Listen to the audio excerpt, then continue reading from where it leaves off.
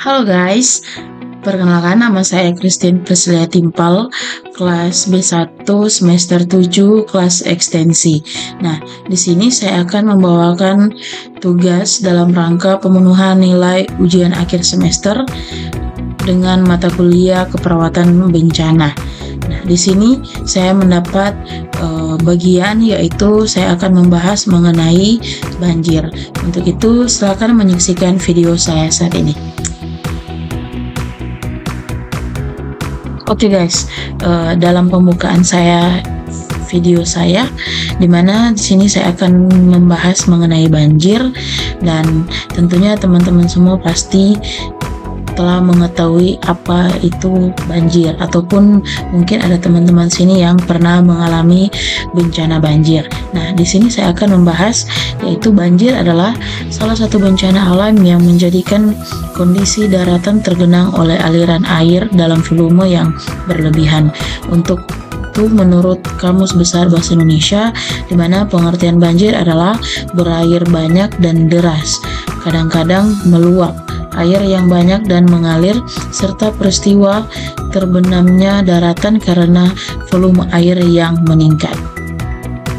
Nah guys, sini kita masuk dalam jenis banjir, dimana ada 4 jenis banjir, yaitu yang pertama banjir air biasa, dimana banjir air biasa adalah banjir yang disebabkan oleh meluapnya air yang berasal dari sungai atau danau, parit atau selokan yang mengenangi wilayah sekitarnya.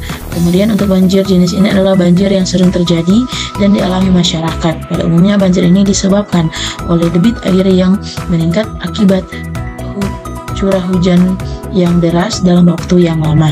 Kemudian untuk kedua ada banjir rob, di mana banjir rob ini adalah genangan air yang terjadi di kawasan pesisir akibat pasang surut air laut. Biasanya banjir ini terjadi di daerah bagian pantai yang memiliki ketinggian permukaan tanah di bawah permukaan air laut. Kemudian yang ketiga ada banjir bandang, di mana banjir bandang ini merupakan jenis banjir yang sangat berbahaya. Ketika banjir bandang terjadi, air tercampur dengan material lain seperti lumpur, bebatuan, dan batang pohon akan menciptakan kerusakan parah pada daerah yang dilewatinya. Nah, untuk banjir ini dia datang secara tiba-tiba dan diakibatkan oleh intensitas hujan yang tinggi di daerah pegunungan serta pengaruh kondisi hutan yang gundul. Kemudian yang keempat yaitu banjir lahar dingin. Nah, untuk banjir lahar dingin ini adalah material letusan gunung api yang berupa abu, kerikil, pasir, atau bebatuan yang tersapu air hujan di bagian hulu dan turun melalui lereng gunung atau sungai-sungai. Nah, di sini kita akan membahas penyebab banjir, di mana ada 6 yang saya ambil, yaitu ada 6 penyebab banjir. Yang pertama ada topografi wilayah, di mana kondisi topografi adalah bentuk permukaan suatu wilayah dengan wilayah topografi rendah atau daratan rendah lebih berisiko mengalami banjir dibandingkan daerah daratan yang lebih tinggi. Kemudian hal ini sesuai dengan prinsip air, yakni akan selalu mengalir tempat yang lebih rendah. Kemudian yang kedua ada intensitas curah hujan.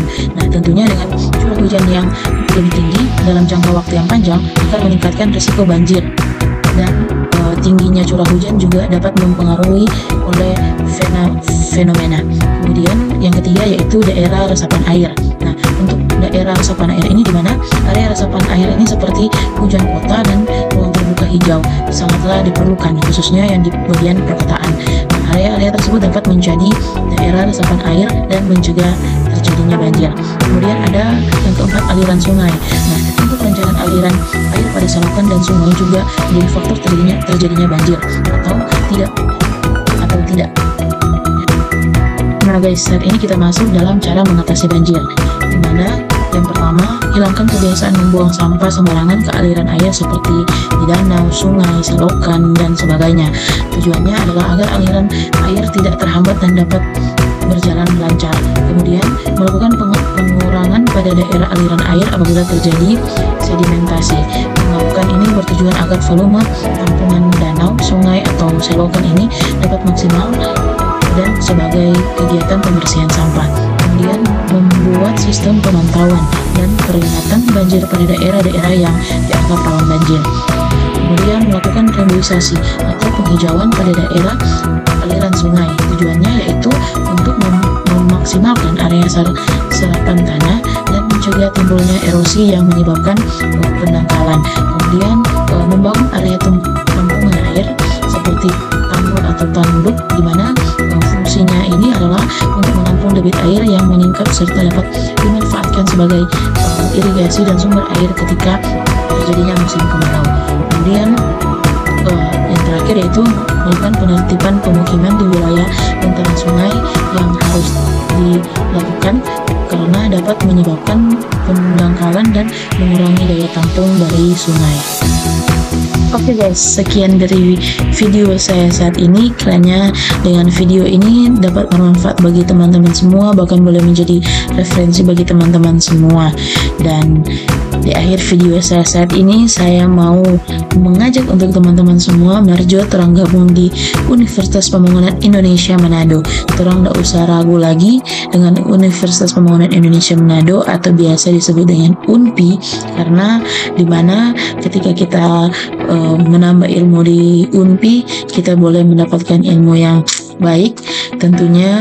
Kemudian kita boleh difasilitasi dengan dosen-dosen yang dengan lulusan yang sangat baik, dan tentunya ketika kita selesai nanti lulus nanti kita boleh dapat bersaing dengan fakultas-fakultas lain di dunia kerja.